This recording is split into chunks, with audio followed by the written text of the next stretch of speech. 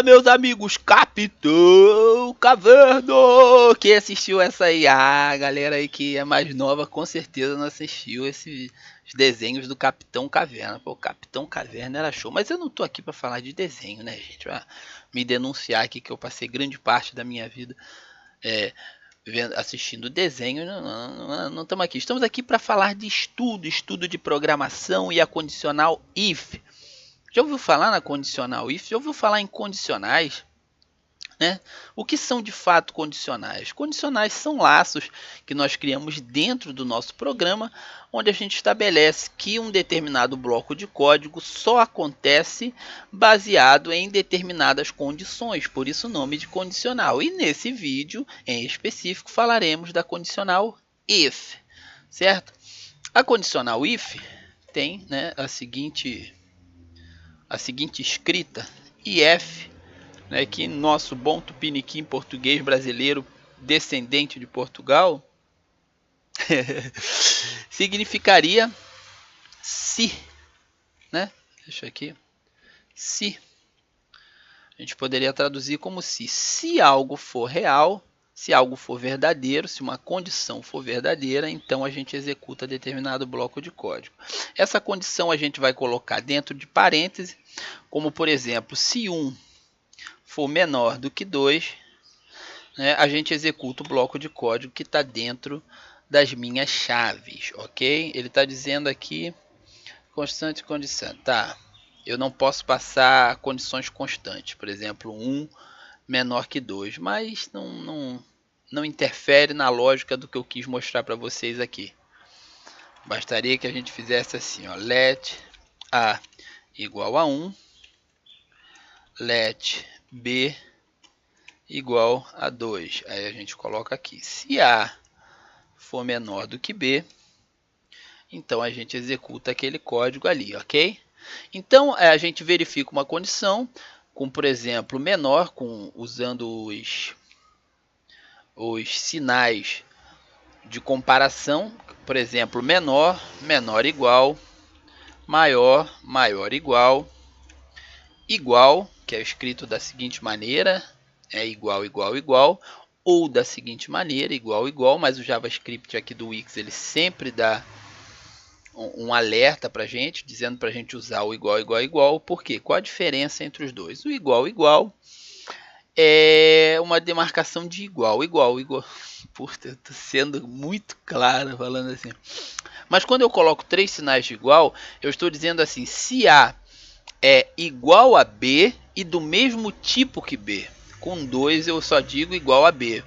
Né? Então poderia ser assim, dessa maneira, e isso aqui eles não são do mesmo tipo, porque aqui é texto e aqui é número. Né? Aqui é número e, por exemplo, essa condição aqui ela é satisfeita, mas aqui ela não é satisfeita. Né? Vamos só fazer um teste disso. Eu vou usar aqui um console.log e a gente vai escrever satisfeita. Né? Logo, se a nossa condição aqui, se A igual B for satisfeita, a gente vai ter a execução desse console.log, senão a gente não vai ver nada. Ó, você vê que a gente não viu nada, mas se a gente usar 2 aqui disso, espero não passar vergonha, que de vez em quando eu passo, ah lá, a gente foi satisfeito, tá vendo? Porque 1 é igual a 1. Certo? Mas A não é igual a B, porque eles não têm o mesmo tipo.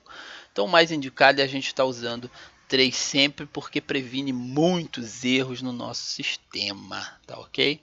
Então, se uma condição for satisfeita, né, dessa forma aqui também eu escrevo, ó, se A for diferente de B, né, vamos lá dar uma olhada aqui, ó.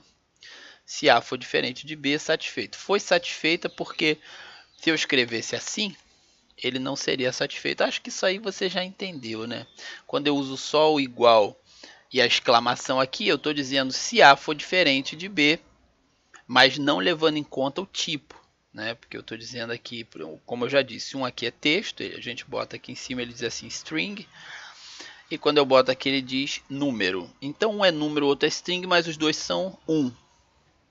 Na condição com 2 ele é satisfeito, aqui ele já não é satisfeito. Então, o if ele acaba nos dando essa possibilidade de executar, né, blocos de código de acordo com a satisfação de determinadas condições. E isso é muito útil na nossa programação em JavaScript, porque, por exemplo, se a gente quer saber, por exemplo, se o usuário, né, vamos botar aqui, variável user, igual bad draw. Aí a gente bota aqui, se user for igual, né, bad draw, exatamente igual a bad draw, a gente vai ter uma condição satisfeita e logo a gente vai dar a execução do satisfeito ali, ó, satisfeita, tá vendo? Então eu posso fazer comparações, eu posso saber se valores são iguais, se valores são diferentes, se valores são maiores, se valores são menores, né? E o if, ele tem uma contraposição, uma contra-execução, que é uma demarcação que a gente coloca no fim dessas chaves, que chama else, que em bom português seria o nosso senão, né? Se não, e a gente escreve da seguinte maneira, else, E-L-E-S-E, a gente abre parêntese aqui e fecha de novo, onde eu estou dizendo o seguinte, se user for igual a bad draw, a gente vai escrever satisfeita, né? Se não, a gente vai executar esse bloco de código que está aqui, dentro dessas chaves que estão aqui embaixo. Aí a gente vai fazer o nosso insatisfeita, né? Conseguiu perceber isso aí? Então isso é bom para que a gente possa manter o controle sobre o fluxo do nosso código, né? Porque às vezes a gente tem, ele diz satisfeita. Agora eu vou colocar aqui que user é igual a draw só.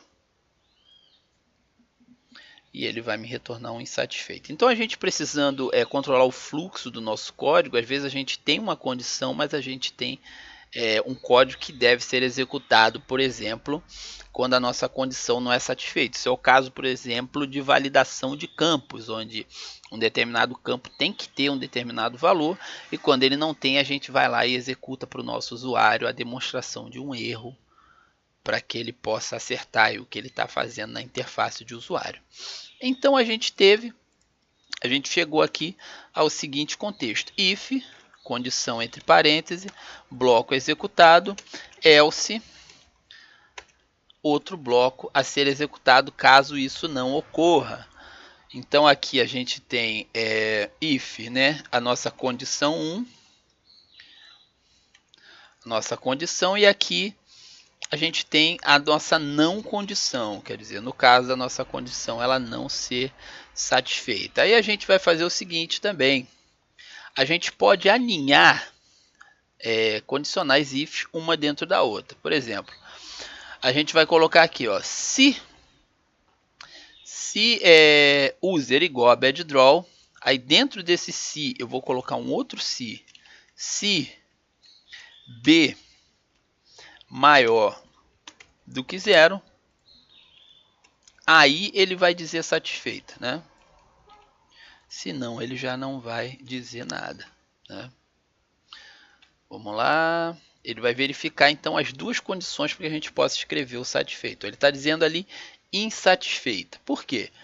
Porque o usuário não é igual a bad draw, já de cara, né? A gente vai dizer ali, ó, bad draw, e ele provavelmente agora não, ele escreveu satisfeita, porque b é menor do que é maior do que 0. Então vamos botar aqui, se b for menor do que 0. Não é o caso. Então ele não vai escrever nada, tá vendo? Então a seguinte coisa aconteceu aqui, ó, ele entrou aqui, isso aqui foi satisfeito, mas quando ele chegou aqui ele já não conseguiu satisfazer esse if aqui para que essa escrita aqui fosse feita, né? Então tudo que a gente pode fazer com if é a fim de controlar o fluxo do nosso código, e isso não se limita, por exemplo, a igualar ou comparar números. A gente pode, por exemplo, verificar dados que vêm do banco de dados para saber, por exemplo, se um valor do banco de dados existe e baseado nisso fazer um bloco de código. E o if é sim talvez uma das condicionais mais importantes que você vai sempre usar enquanto você estiver codificando em Xcode, tá? Não temos mais muito a se falar a respeito do if, somente uma variante do else, que pode ser o else if, né?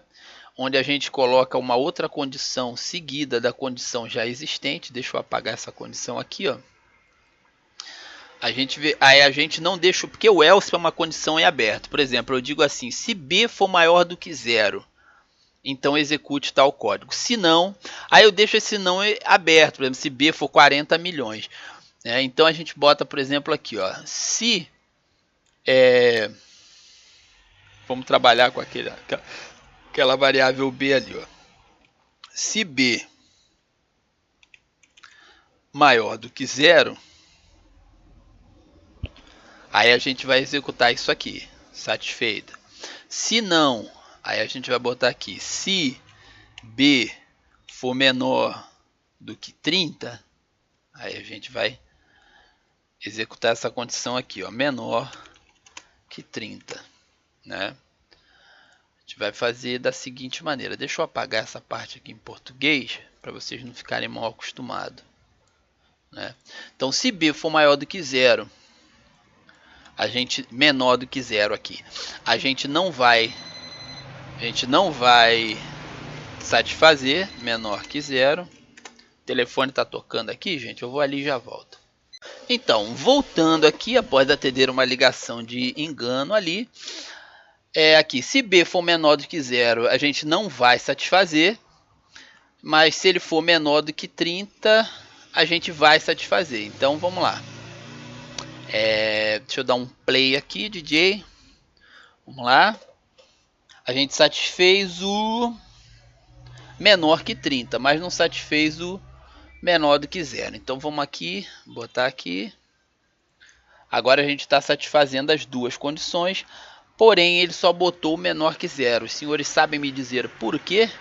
É porque nessa condição de if-else, ele está dizendo aqui em bom português: se b for maior do que 0, aí a gente já faz isso aqui, ó.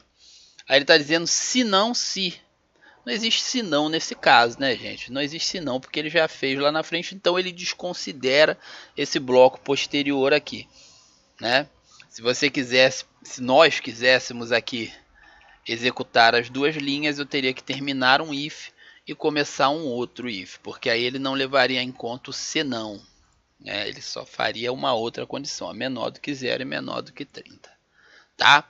Eu vou ficando por aqui, esperando que os senhores tenham uma breve luz sobre a condicional if, caso não tivessem antes, mas agradecido por terem assistido aí mais um vídeo do canal Bad Draw. Se inscreve no canal, curte aí, né? Ajuda esse canal a dar um salto mortal e cair de pirueta, né? Vamos lá, gente. Fiquem todos em paz e na mais perfeita paz.